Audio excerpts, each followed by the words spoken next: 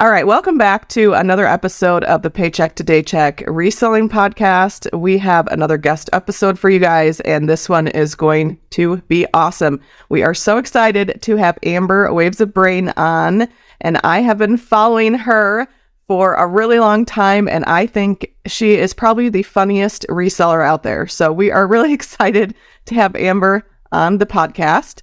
So will you get started by starting off by telling us how you got started with reselling and a little bit more about yourself? Yes. So it was about 4 years ago this time. And one of my friends, she started reselling and she was like, I think you would like this.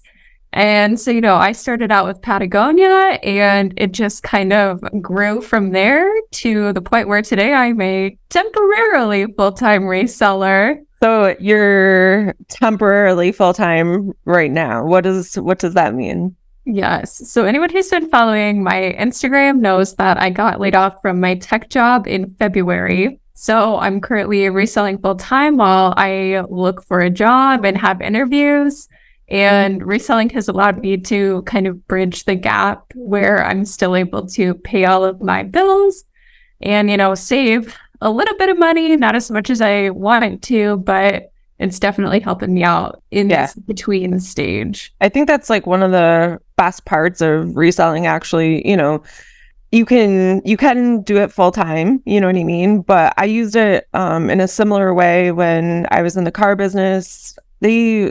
For some reason around here, the dealerships really, I don't know if this is like accurate for all over the country because I haven't worked in dealerships all over the country, just in New York.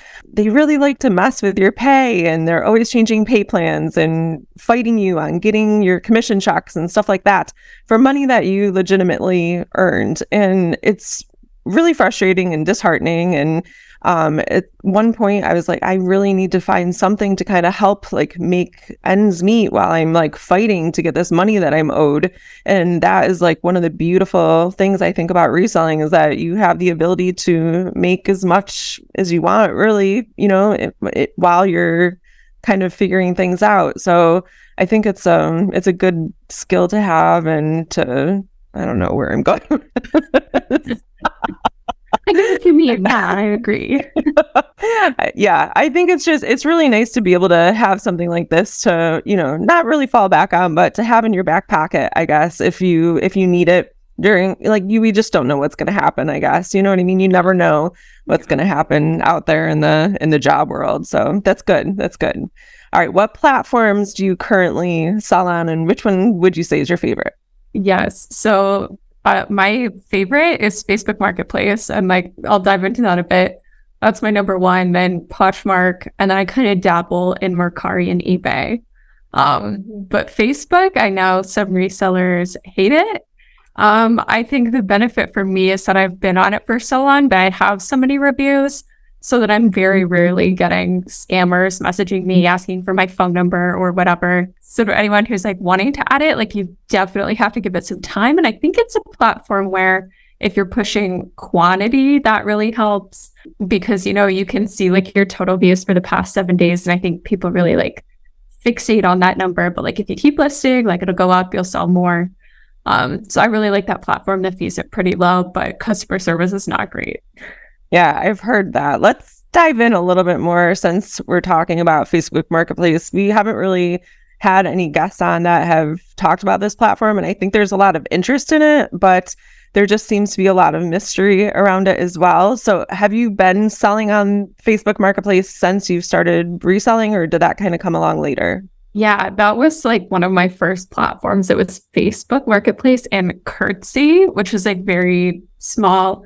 And I don't really sell on Curtsy anymore, but Facebook Marketplace, I started out, just local sales, and I would meet people at a gas station and, exchange a Patagonia for $40-$50 and be on with my day. So I think that helped early on, is that I was getting those reviews. And then when they added shipping a couple of years later, they would do these promotions where initially they had no fees on the platform for months. And so you would sell something for, $20 and you would get the full 20 compared to, Poshmark taking $4 off of that. So that was, motivating me to keep listing. And they would do promotions where they would have a free shipping weekend and they would cover the cost of shipping. And so a ton of people would buy, and I was doing numbers. I was like package stack every day of my Facebook sales. So it's definitely changed. Like now that they've attracted, a like steady group of people who are going to list and sell items there and like consistently ship, I don't really see them doing those anymore. But I do think it is a platform where like you kind of have to keep learning and trying new things because, like the Poshmark algorithm is always changing. Like Facebook is going to do that kind of stuff too. So I definitely like play around with it a lot. There's different things you can do, like creating promotions, which early on that helped for a while. And then I did them a couple times and they weren't really doing anything. So I kind of stopped doing that. And now I'm at the point where I'm like, oh, should I give that a try again? So you like got to keep playing with it. And I think some people, they don't really have the time for it, or certain cross-listing services don't cross-list to Facebook. So it's like this whole extra hurdle to get items on there for people. For me, I manually cross-list everything there, which is kind of a pain, but I know that for me, like that's where a lot of my sales are coming from. Okay, yeah, that's really good to know. So talk to us a little bit about how shipping works on there. So do you do mostly shipping now? Or are you still doing some local sales? And if you sell something that you have to ship, is it similar to Poshmark or is it more similar to like eBay? It's pretty similar to Poshmark. So items that are shipped, you can estimate the weight. It'll be like less than half a pound or half a pound to a pound. And it gives you like ranges for the weight, which I really like. I'm like, okay, I know I've sold a bunch of sweatshirts. Here's what I can ship them for. And so then when you sell an item, you automatically get that label, just like Poshmark, print it out, pretty easy. They do allow you to ship with UPS if that's cheaper. So in that regards, it's kind of like Mercari shipping. Are you doing mostly shipping now, or do you do like the local sales as well? Or I would say like 99% of my sales are shipped. I list most items as shipping or local pickup. And you can also determine, do you just want something to be local pickup or just shipping? So, if you're selling like a huge bed set, you're not going to ship that. It's going to be local only.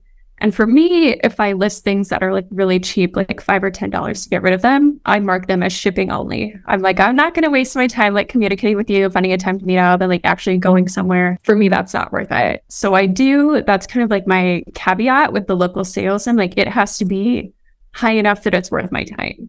Because some people are like, oh, will you drive 30 minutes to drop this off for me? And I'm like, no, you can come to me. Like, yes, that makes a lot of sense, actually. Yeah. So you kind of have to be a little bit strategic about how you're listing things or what items you're listing, like taking weight into consideration as well, like you said. Okay, so I saw you post something the other day about people complaining that they're not getting enough sales on Facebook Marketplace. And I loved your comment. I think I sent you a message about it as well. It was something like you actually have to like list on there or something along those lines. Do you remember what it was exactly? I was in a real sassy mood when I posted that. I was like, oh, you're having trouble making sales? Like, how many items did you list on Facebook today? What about yesterday? What about last week? What about 4 years ago when I was listing on Facebook Marketplace? It's like any platform where the more time you put in, like the better you're going to understand the platform and the better you're going to understand what sells on that platform and, how to make it work for you and your business. So, that's part of it. And I've also said before that one thing I do on Facebook Marketplace is because the fees are lower, I list items for less than I would on Poshmark or Mercari where fees are higher, so that buyers are also incentivized to buy on there. Because I know like when I'm shopping, there was this one specific dress I wanted for graduation a couple of years ago. And like I checked all the resale platforms. I was like, people cross list, where is it going to be the cheapest for me? And, other buyers are doing that too. They want a good deal. Yeah, I love that. Thank you so much for those tips. I think that's going to be really helpful for people that are maybe struggling with it or a little hesitant to start listing on it. I do mostly local sales on there, like furniture. We have this guy that we buy furniture from sometimes and I flip it on there, but haven't really, and I just listed a Corvette on there as well, but I haven't done like shipping yet. So I think maybe I'll dabble in it thanks to you. Yeah, try it out. Will do. All right, let's switch gears a little bit here. You have so much knowledge about Patagonia, and you seem to find a lot of it where you live. What tips can you give to sellers for selling it online? Are there certain styles that do better? What should they be looking for? And what platforms does it sell best on? Yeah, I've kind of seen the trends change over time of like what Patagonia is selling best. So early when I started, the retool style, which was like the really fuzzy, like quarter snap, those were doing really well. And now like they sit for me like so long. I will say the one like consistent thing is like the printed patterned chinchilla fleeces. Because, you know, they come out with a new pattern every year and they're only going to make that pattern for that year and then they're going to move on. So there's kind of this sweet spot of like all of the like really, really vintage ones are obviously worth money. They're really hard to find. But then also like from like 1 to 2 years ago where not many people are like reselling theirs yet, that's also like, oh, good money maker.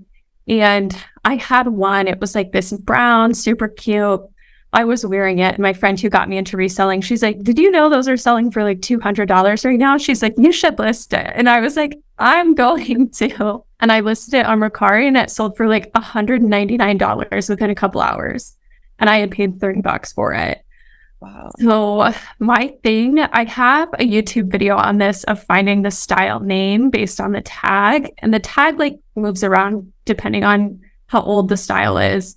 But on the newer ones, it's like on the inside seam and it has a style number. You type that into Google and it'll tell you what it is.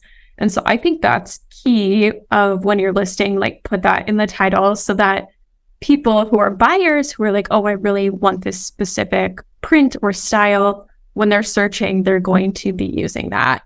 So I think that's probably like tip number one, because you want those really like diehard fans who are willing to spend a lot of money. You want them to be able to find yours and buy yours and pay a lot of money. Yeah, absolutely. What would you say has been your favorite Patagonia item that you found and flipped? Probably that brown one. It's like Sisu, Brown, Canyon, something. I don't have them all memorized, but you know, okay. It's like I got the chance to wear it and then I sold it.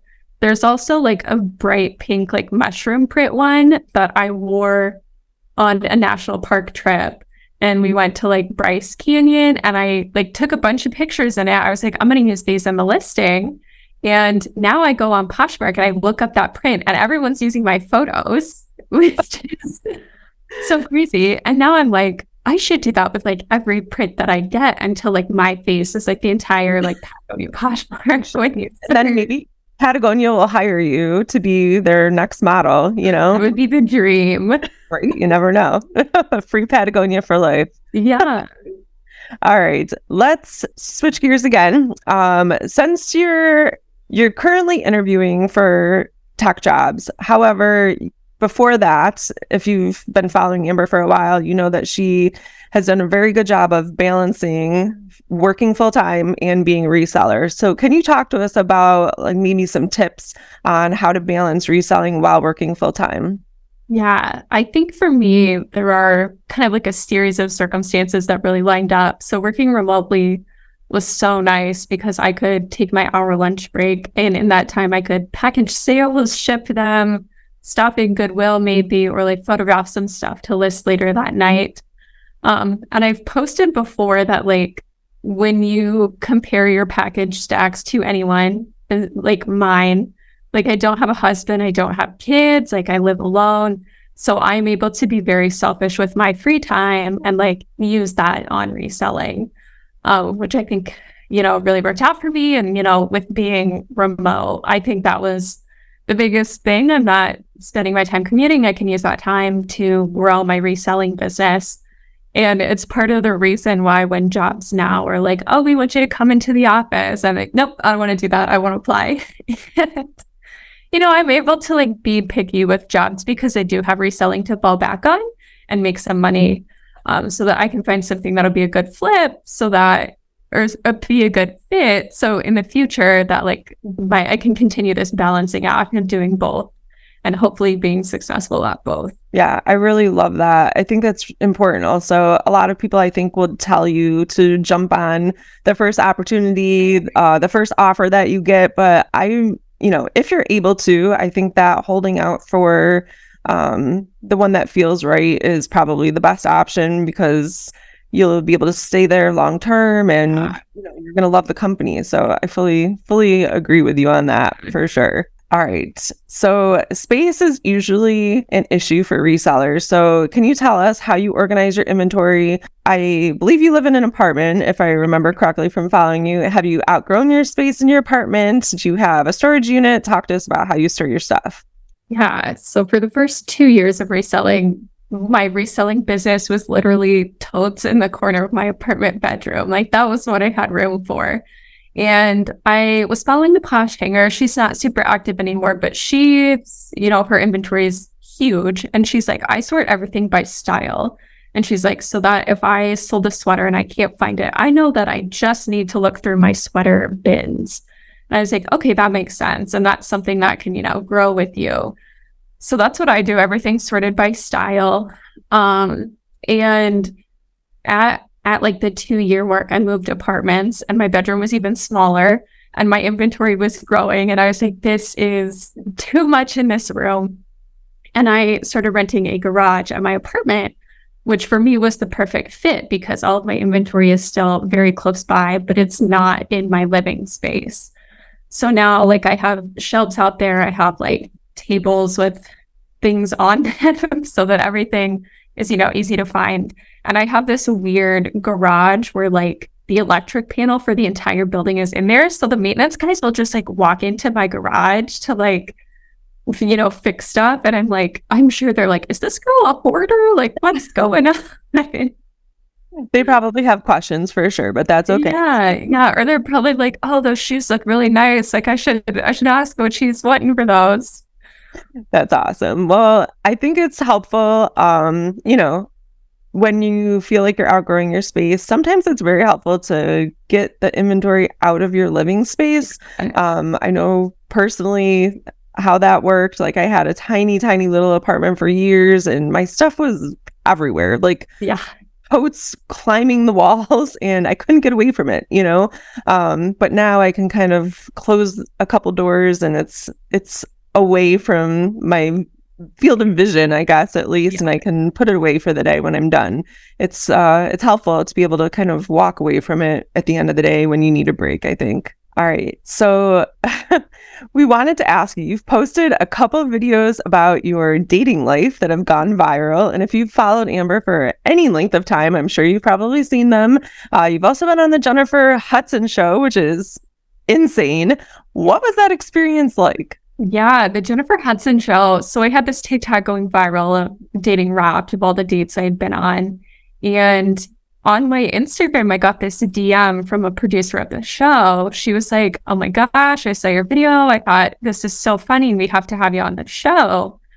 And she was like, our process is that we'll have like a Zoom interview, you and me, and then I will pitch you to the rest of the team. And, then we'll make the final decision and let you know if we're going to fly you out to Burbank, California. And I was like, oh my God. So like the Zoom went really well. And she had an iPhone, so I could see that she was typing like a couple days later. And so I started recording myself. I was like, okay, like any minute now. And I can see like the text show up. And she was like, we want to have you on the show. And I like freak out. And so I actually flew out they let me bring a friend. So I brought my friend Taylor. Our plane landed. I turned my phone off of airplane mode. I get an email that the show is canceled. And I was like, no. And they were like, we're so sorry. Like, it's circumstances out of our control. They were like, you can still have the hotel room and we'll like fly you back when originally. So we like spent a day in Los Angeles and then flew home. And they were like, we'd love to bring you back. And so he was like, okay, I'm going to bring my mom this time. And my friend Taylor was disappointed, but that's another story. So I brought my mom, and it was like so crazy. I had a dressing room with my name on the door, and they were like, we have all these snacks for you. Like, you can see the show here. I went to hair and makeup, and they did my makeup. I was like, good, because I don't know what I'm doing, especially for TV.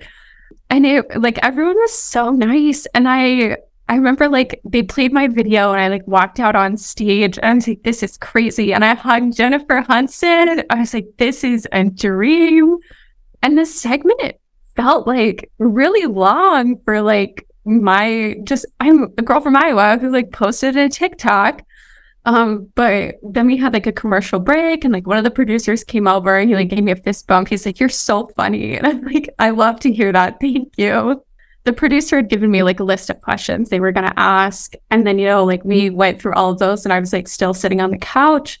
And she's like, in the video, like you calculated how much money you spent. And she's like, we want to pay you back all that money. And I was like, no way. And so Jennifer Hudson gave me like almost $400 cash while I was there. I was like, this is crazy. Holy cow. And then I like went home and went back to my normal life, except now I had to tell my coworkers that I like post TikToks for fun. And like they all knew about my dating life, which they didn't before, which is really funny. Like I post about dating all the time on like my Instagram, and I like never would talk to my coworkers about it. So I was like, everyone knows me really well now. But yeah, it was just like the craziest experience ever. And now that it happened, I feel like I see now of those people who like went viral on TikTok who like ended up on TV. And I'm like, oh, like this is something that happens regularly. Because I think also sometimes like watching the news, like everything is like so sad. And then like you see these feel good stories. You're like, okay, they need something fun. They need like a smiley blonde girl to like wrap it up and like make it happy at the end. So yeah, it's a palate cleanser, right? Yeah, exactly. That is a wild experience, but it does go into what I wanted to talk to you about next. You post a lot of content about reselling and for resellers and helping resellers out, little tips and tricks all the time. You post a lot about your dating life, experiences that you have, personal things that you have going on. Do you think that having a social media presence has helped your reselling business? And I'll ask you another question about that after you answer that one. Okay. I think yes. And initially I was like hesitant to start the Instagram page because that's where I started. I was like, oh, I see all these resellers and like the space, there's too many people. There's going to be no room for me. And here I am like a few years later and it's like, oh, I have like 11,000 followers. Like this is fine. Like there's always so much room. And I think also like some of the really big resellers that I followed at the beginning, like they don't post anymore. Like they got married or had a baby and they're just like not reselling anymore. So like there's always room for new people. And I think I originally was like, I think this would be very helpful if I ever want to run a sale on Poshmark, to just like have people to market to. And when I got laid off and I had a sale, it was my first $1,000 sales day, which felt like such a big deal. And I was like, this is crazy. And I couldn't have done it without that social media presence.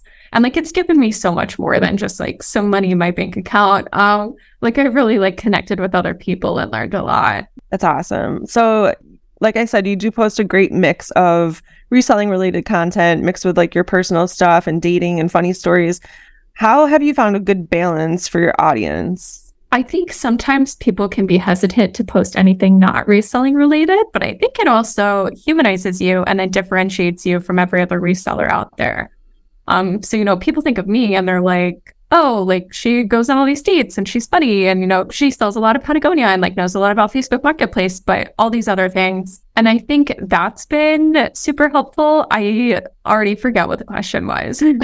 No, you answered it. I think that you're right, that when you post a little bit about your personal life or other things that you have going on, people want to know other people that they're following and details about their lives. And I mean, just think about like the people that we follow all the time and the stories that we're always looking at every single day. It's the people that give us a little bit more information than others. At least that's, maybe that's weird, but that's the people that I follow.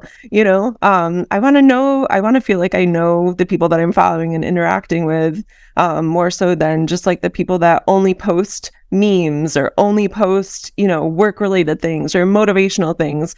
I want like a little bit of a variety. And I know that goes against some advice that, like people that teach content creation and social media management and stuff like that, that goes against the advice that a lot of them give. But I really think that followers want to see authenticity. And I think that if you give them a little bit of a mix of personal life and business and all this other stuff that you have going on, I think that really helps to build that relationship with your followers. Yeah. Okay. So how would you say that reselling has changed for you in the last year or so? Yeah. So thinking back to a year ago, I was actually in like the same position I am now, where I had just been laid off. Yeah, I've been laid off twice, but I think reselling has changed. I think I'm willing to try different things. A year ago, I was mostly just on Facebook and Poshmark. And so now I cross this more on Mercari. And finally, after much encouragement from everyone on the internet, I have started posting more on eBay because I really just did not like it as a platform for the longest time. And it's been okay. My 90-day total is like $170, but that's $170 I didn't have before. So I think for me, the biggest thing is that I'm willing to keep trying new things. And I think that's really helped because, when Poshmark changes their algorithm and you're like, oh, my sales are rough now, that, I have something else to balance that out and make up for it. Yeah, I love that. And I think that's really important too, like not putting all your eggs in one basket. I started out with Poshmark, Liz started out with Amazon, but like you said, if the algorithms change, like right now, Poshmark is testing out new features and the search is just a little bit wonky, and things just aren't running smoothly there. But to have, listings on eBay or Facebook Marketplace or both of those places, your sales are not going to dwindle down to nothing. You're still going to have some sales rolling in, hopefully, All right. And what do you think your reselling business will look like in the next year? I don't know. Okay, I've not done any live selling yet. I think that's probably my next thing of like, suck it up and do it. Like, for me, it's like counterintuitive. I really enjoy reselling because it's something I can do on my own time. I don't have to interact with anyone really. But like live selling, it's like almost a performance. Like you gotta be on time and so I think that's maybe where I would go next steps. I have dabbled in Amazon before, then I was like, this is not for me. So who knows, a year from now, I don't know, maybe I should buy a pallet of stuff. That seems like a fun challenge that I haven't really done yet. That's kind of trying new things is where I'll be in a year.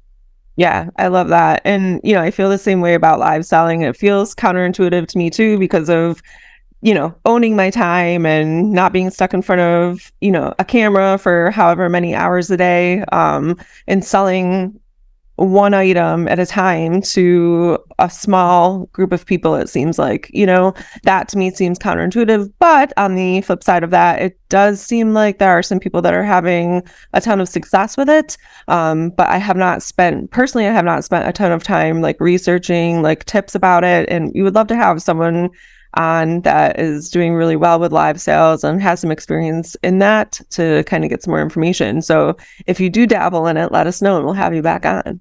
Perfect. All right. What is a tool that you use for reselling that you cannot live without, whether that's, a physical product, a digital product, anything else really?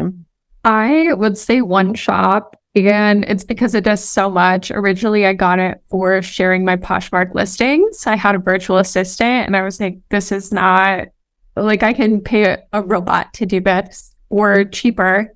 And so One Shop will share all of your listings on Poshmark continuously, every 3 seconds of the day, a new item is shared. Nothing on my Poshmark account has been flagged. I know people are a little worried about that, but it will also send out offers. It'll relist old items. It will cross-list to Depop, Mercari, and eBay. So it's so worth it. And I think initially, people might be hesitant because they're like, oh, $40 a month. They're like, that kind of seems like a lot. But it helps you make more sales, which is the point of it. And it, helps, get some processes in place. It's very easy to process to multiple platforms at once. So it saves you time, makes you more sales. It will also mark things as sold on one platform if they sell on another, which is very nice. That is my favorite thing. Okay, yeah, that makes a lot of sense. I've heard a little bit about One Shop from various sellers. I think you were also one of the people that I heard about it from. It sounds like something that I need to check out because it sounds like it does so many things within one, app. Or does it have an application? Is it a Chrome extension? Yeah, so I got an app on my phone and it just runs all the time. You don't need to leave your computer open or anything, which is, and I've looked at other programs and other ones. It's like, oh, this will only give you 300 listings a month or whatever. And I'm like, well, what if I need more than that? This is like unlimited, like turn it on, forget it, and it'll do the work for you. And I had like someone had DM'd me on Instagram and he's like, oh, I'm trying to make more sales. And I told him about this. A couple months later, I was in Goodwill checking out and the guy behind me goes, oh my gosh, I messaged you. And he told me about One Shop. And he's like, it's been so nice. I was like, that's so crazy, but I'm glad it's working for you. Yeah, that is really cool. I'm gonna have to check that out. Do you have like a code or anything that you can throw out there for people? Okay. There's a referral link in my Instagram bio. I think it gives you a week free initially. Okay. Yeah. And then you might get like a discount on your first month. Awesome. Yeah, we'll get that from you after the show and we'll put it in the show notes for this episode too. If anyone wants to try it out and give it a shot, because it sounds like something that a lot of us need. And if you've listened to any of our previous Poshmark episodes where I go on my rants about, how I hate the act of sharing listing by listing individually over and over and over again, I think that this is something that can free up a lot of time. So that's amazing. Thank you for sharing that. We love watching your traveling adventures as well as all your other adventures on Instagram. Where has been your favorite place within the United States to source?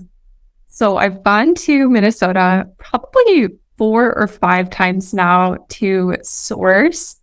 And initially it started out, I just saw all of these full-time resellers in Minnesota. I was like, it's gotta be good. And so I booked myself a hotel room and I woke up super early. I drove there, thrifted for 8 or 9 hours. I was just going Goodwill to Goodwill. They have 3 different Goodwill outlets in the area. I slept for 8 hours and I woke up and I did it again and drove home. If you're ever in the Minneapolis area, the Chaska Goodwill outlet is my personal favorite. You walk in and you're like, oh, it's kind of small. This doesn't seem like anything special, but they're rotating the bins so frequently that by the time you get through with one row, it's like, okay, they're bringing out another one. And someone else who went there, they described the vibe as Depop kid and suburban mom. And I was like, that's accurate. That's some vibe when you go in. Nice. Yeah, I found a Jenny Kane sweater there in a picked over bin. And I was like, oh my gosh.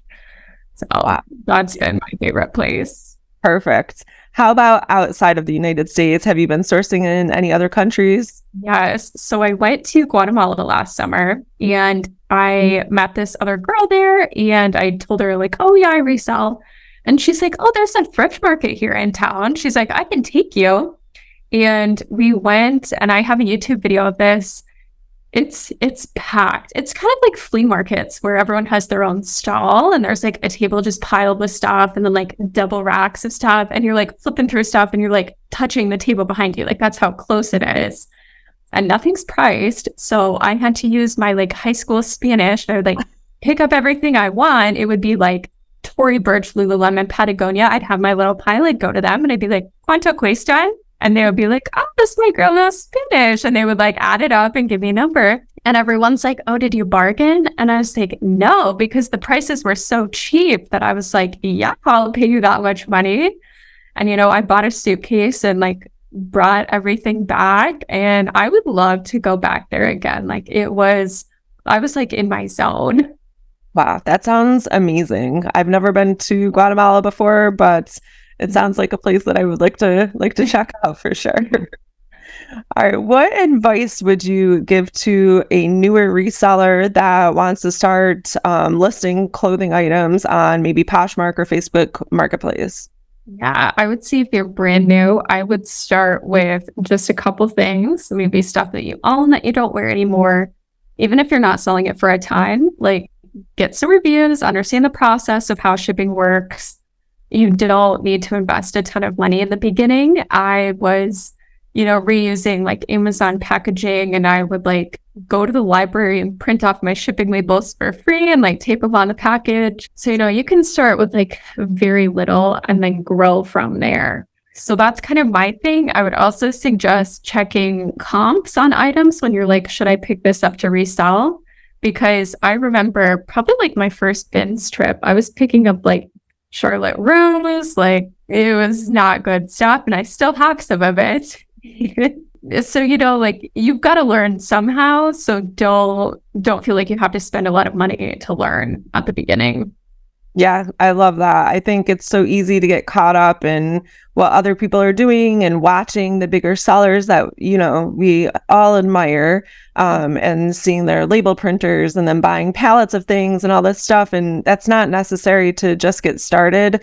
It's really nice and it's really fun to have those people to like look up to and to watch and be motivated by. But knowing that you can kind of raid your own closet or, maybe your siblings' closet for some stuff that they don't wear just to get yourself started, build a little bit of a snowball, and then kind of go from there. I think that's really important to keep in mind.